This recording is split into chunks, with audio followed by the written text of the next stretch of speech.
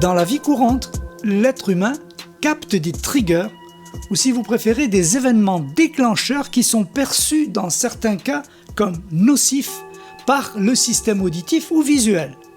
Au-delà des apparences, ces triggers sont en réalité des informations fréquentielles qui atteignent instantanément les composants dits électromagnétiques du cerveau et de l'ADN. Une fois l'objectif atteint, ils vont générer des réactivités émotionnelles à répétition et parfois de graves conséquences physiologiques. On n'invente rien, toutes les grandes traditions l'ont déjà dit. Donc, une fois qu'un trigger est perçu par un de nos 5 sens, une réaction émotionnelle se manifeste instantanément. Si elle se répète de façon régulière, chaque type d'émotion va se cristalliser dans un organe spécifique et finira par accéder à un dysfonctionnement plus ou moins grave. L'émotion sera donc traitée dans le cadre thérapeutique de la psychologie, alors que les dysfonctionnements corporels ou les maladies, si vous préférez, seront traités dans le cadre des thérapies physiologiques.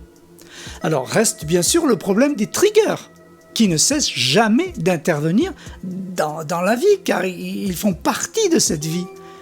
Et leur nature fréquentielle nous oblige à trouver une solution fréquentielle. Il s'agit bien sûr de la sonologie quantique qui va purement et simplement désactiver le trigger au moment même où il se produit. Alors comment ? Eh bien, grâce aux fréquences sonores de mise hors phase qui ont préalablement été stockées dans l'hippocampe du cerveau lors de leur écoute. Ce qui fait que la réactivité émotionnelle est inexistante et que ses conséquences physiologiques le sont également.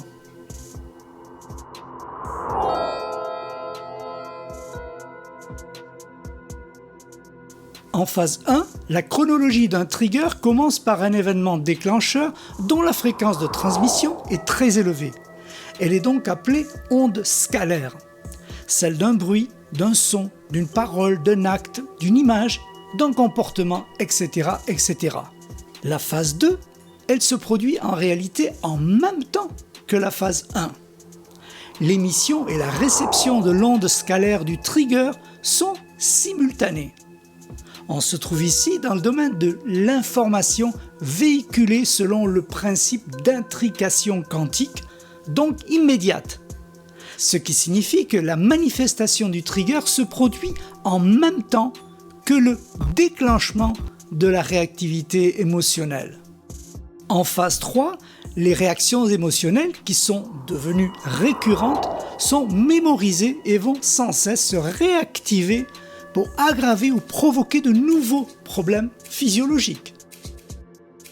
En phase 4, on applique l'écoute et l'intégration de la sonologie quantique Archéton qui non seulement va bloquer l'arrivée des nouveaux triggers, mais aussi désactiver progressivement les mémoires incrustées depuis de nombreuses années.